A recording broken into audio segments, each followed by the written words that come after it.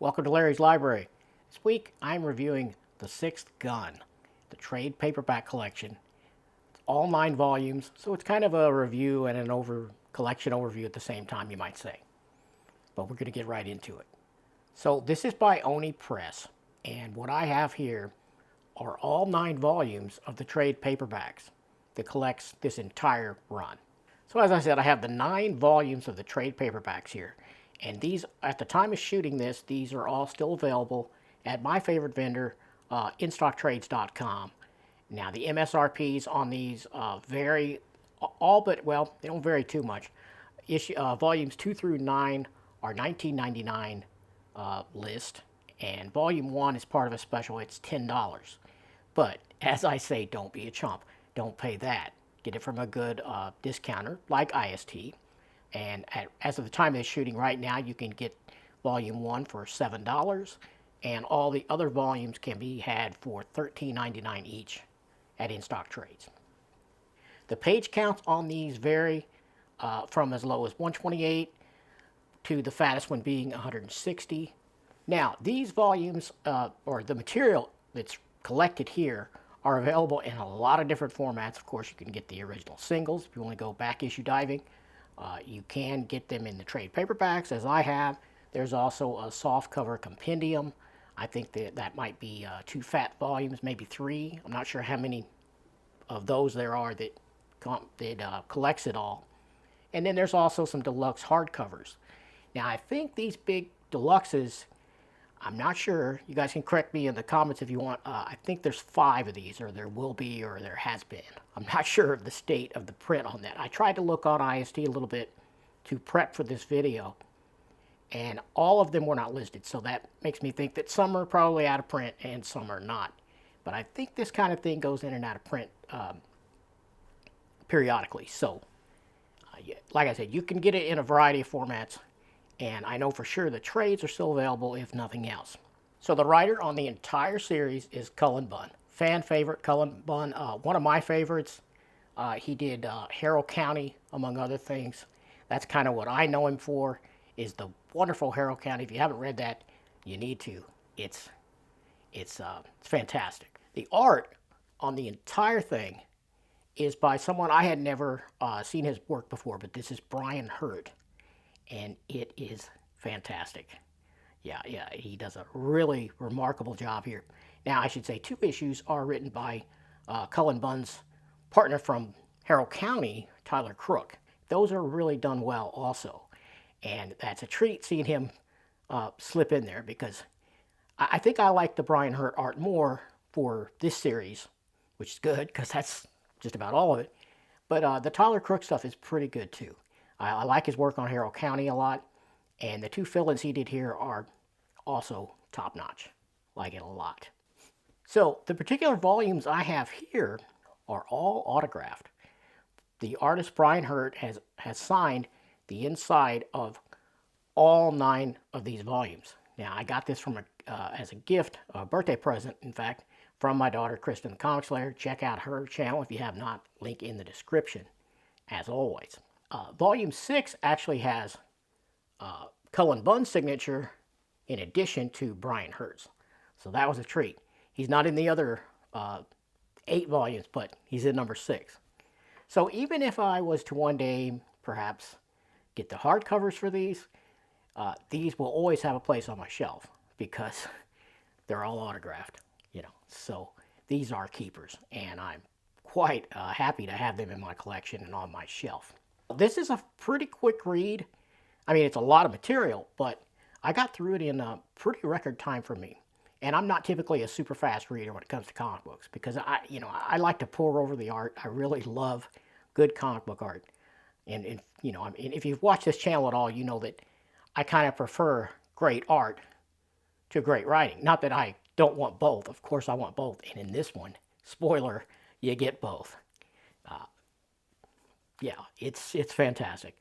There is no doubt the art and the writing here just go right together, and they're perfect. The one complements the other spectacularly.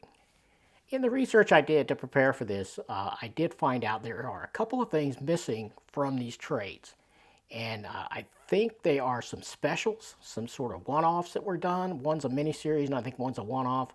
Not 100% sure. Uh, Someone can correct me in the comments if you know more about that. But I believe they are collected in 2 trades that are not numbered. I think one is Sons of the Guns, Sons of Guns. I forget the exact title, but I think it fills in some of the backstory about some of the henchmen, and I think that was done as a mini. So I'm going to have to pick that up more than likely. So the build quality on these are pretty damn good. And if you've watched this channel at all, or you've maybe seen some of my comments in the various chats, some of the live streams on YouTube, some of the comic book live streams, you know that I'm not a huge fan of the trade paperback format. In fact, I typically don't buy anything that is only available in that format, so I tend to miss out on a few things here and there. Uh, Now, my daughter, the Comic Slayer, she has no such qualms, and so she likes to gift me trade paperbacks because she knows if she gives me something, unless I really, really hate the art or something, I'm going to read it. And sometimes when I'm not a fan of the art, I'll still read it because, you know, she gave it to me. I got to give it a shot. Yeah. So now, this has been asked before, so I think I'm going to talk about it here a little bit. Why don't I buy trade paperbacks? Well, I think it's because I'm a little gun shy from some of the very first trade paperback volumes. You got to remember, I'm old. Okay, so I was around when the trade paperback first came on the scene. And when I say trade paperback, of course, I'm talking about in the comic realm. Collected editions in a soft cover, square bound format, a trade paperback.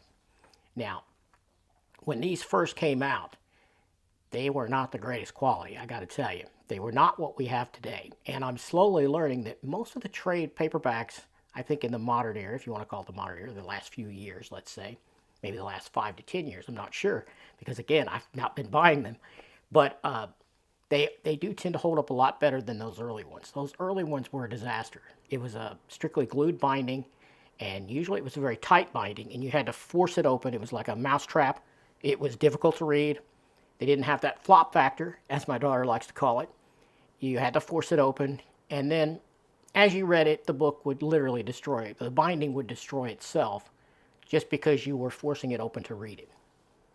And without any thread, without a sewn binding, just the glue, eventually it would crack, and it would just literally fall apart. The pages would fall out of it. So you can see why I'm a bit gun shy to buy that format, because that's what I associate with in my head. And I'm starting to realize that was wrong. In fact, as I was reading, or it's wrong as far as today's books, let's say. In fact, as I was reading these, I did notice at one point that these books, now I don't know how typical this is. You guys will have to weigh in the comments and let me know if that is kind of a common thing with trade paperbacks of today, or if this is unusual, but these books have a sewn binding. Now, of course, it's glued and sewn, just like hardcovers are always glued and sewn. They're not one or the other. I mean, there's a couple exceptions for some very poor quality hardcovers out there that have no sewn binding. I'm looking at you, Dynamite. So, but not all Dynamite, but some of them. But anyway, these trades, these Oni Press trade paperbacks, do have a sewn binding. And I tried to capture it. I tried to take a picture of it, and I think I managed to get it to show up. It depended on the color of the pages where you could see the thread. But I got a couple high-res pictures here I'll throw up so you can take a look, and you can see that indeed these trades have a sewn binding. So yeah, I was impressed by that for sure. If you haven't read The Sixth Gun, and you haven't watched one of the videos about The Sixth Gun or heard about it, which this was a popular series, so you probably have heard about it, but I'm going to give a little fill in here for those few maybe that haven't heard about it. You know, what is it about? Why is it called The Sixth Gun? Well, it is set in the Old West. Well, let's see, the post-Civil War era, and primarily there are a couple of flashback sequences. I don't want to give too many spoilers, but there's a little bit reference to the medieval period and ancient times, and even before that, prehistoric times. But the vast majority of this story is set in the Wild West, or in that post-Civil War era. So we're talking horses and revolvers and that sort of thing. But it is so much more than that. We have magic. We have magical artifacts. We have gods and demons. We have witches. We have some voodoo. We have various kinds of sorcery. We have world-shaking events that draw into question the entire origins of life on Earth and the reality that we're in. You know, I mean, I hate to give too much away, but the scope of this thing, it gets larger and larger as you read it, and it comes to a very satisfying, if not, well, completely bittersweet ending, but there is a nice, satisfying ending, if not completely bittersweet, as I said. But the title, The Sixth Gun, is in reference to these 6 magical artifacts that are in the form of revolvers, at least within most of this story. I mean, we later learn that these objects have had various forms over the years and over the decades and the eons of time. They've been swords, they've been clubs, they've been even non-weapons. They've taken all kinds of forms, and their true purpose, well, I really want to say it, but it would be a major spoiler for the unbelievably great plot that you're going to find in this series as far as what their true purpose is and their true nature. And that is part of the mystery and part of the plot that drives you to keep reading this wonderful series. So I will not give that away. And speaking of the guns, now, if you've watched very many of my videos, and some of you may not have because you may be new to the channel, and if so, welcome. But I'm one of those guys that has a little bit of knowledge of real weaponry in real life. Weapons in general and firearms in particular. So sometimes when I read a work like this, and certainly watching TV and movies, boy, that's an experience. You know, when you know how bad weaponry is depicted, it can almost ruin a show for you sometimes, because that suspension of disbelief just can't happen when you know how badly things are depicted. I mean, and I could say the same thing about computers, because I've got a little bit of knowledge of that too, and those are depicted terribly in movie and TV quite often. But at any rate, I am happy to say that the firearms here are presented fairly well, fairly accurately. There's only a couple of very minute things that are shown in the art that made me kind of go, oh, now, come on. And they are so minor, in fact, that I told myself, I'm not going to blow up a panel and show you. I'm not going to talk about it because it's just very insignificant. So I would say that in general, Brian Hurtt did a good job with the depictions of period weapons and whatnot, or at least the general idea of how they function and work. So that was something I was happy to find out. I would say if you are a fan of the TV series Supernatural, if you watch that, you're going to love this, because a lot of the lore that's depicted in here is similar in nature to that, even though it's a completely different setting as far as time and place. Well, time for sure, if not place. But yeah, you have, like I said, lots of magical weaponry and magical concepts and monstrous villains.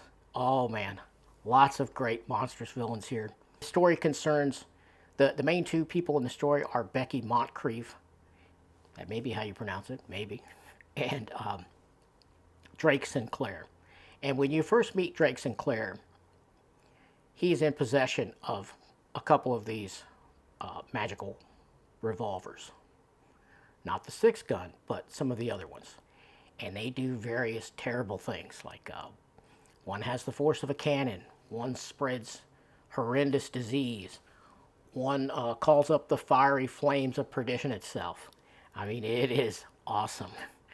And the 6th gun, it does even better than that. It's the most powerful one, and Becky Moncrief ends up the possessor of the 6th gun of the title.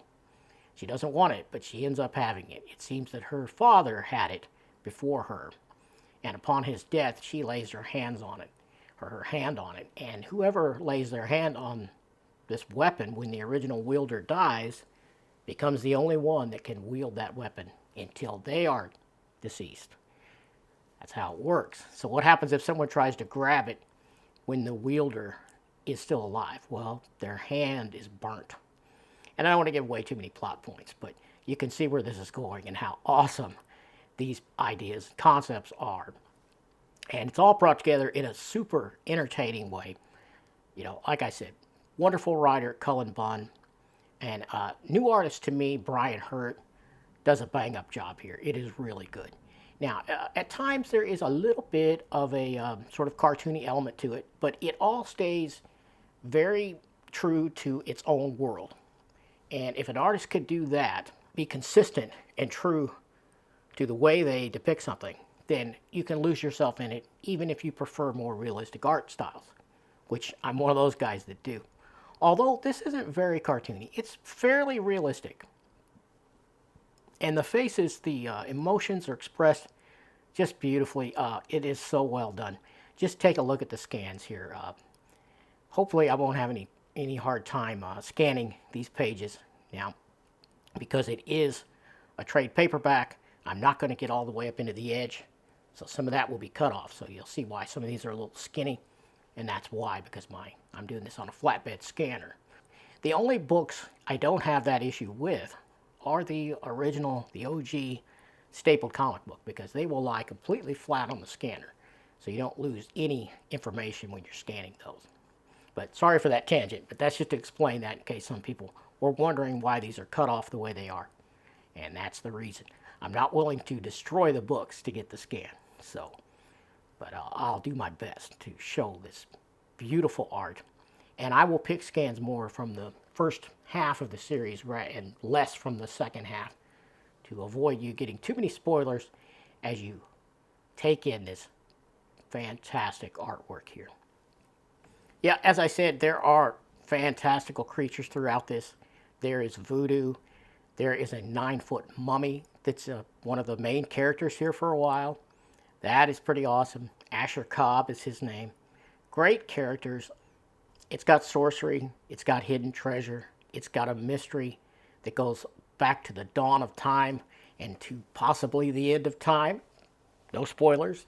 But yeah, this thing is awesome. It is completely up my alley. It checked all the boxes for something I want in a fantasy. I mean, it's just, it's fantastic. It's, like I said, it's a fantasy, it's horror, and it's a gunslinging Wild West epic, I guess you might say. Might be a good way to put that. But yeah, I had a tremendous amount of fun reading this. I didn't want it to end, but when it did end, I was happy that we got a good, conclusive ending, because there's nothing worse than a book that just doesn't end, that just sort of stops. Yeah, those are the worst. Especially when it's not an ongoing series. I mean, this was an ongoing series, but it had an ending. You know, not everything gets the benefit of having a good ending. Some things are just canceled, you know, and then they just stop. Well, that's not what you got here. You've got a hell of a story told from start to finish. Yeah, I really liked it a lot. I love this. There's almost no nits for me to pick here. This was just a beautifully told story. Fantastic art. An excellent story. Like I said, if you're a fan of the Supernatural TV series, for one thing, you're going to love this. If you're a fan of horror and fantasy and mythological creatures and weaponry, you're going to love this. If you're a Cullen Bunn fan, you're going to love it. And if you've never seen Brian Hurtt art, you're seeing it now, then you'll probably be a fan if you weren't already. Yeah, I love this. It was an awesome gift. So thanks again to the Comic Slayer, my daughter, Kristen. I did love it, and I'm saying this is a 10 out of 10. Will I upgrade to the hardcovers? I don't know. It's possible. But these are keepers that will stay on my shelf. That is for sure. And I highly recommend you read The Sixth Gun if you haven't already. Subscribe if you haven't already. Give me a thumbs up if you like this video. And I will catch you next time.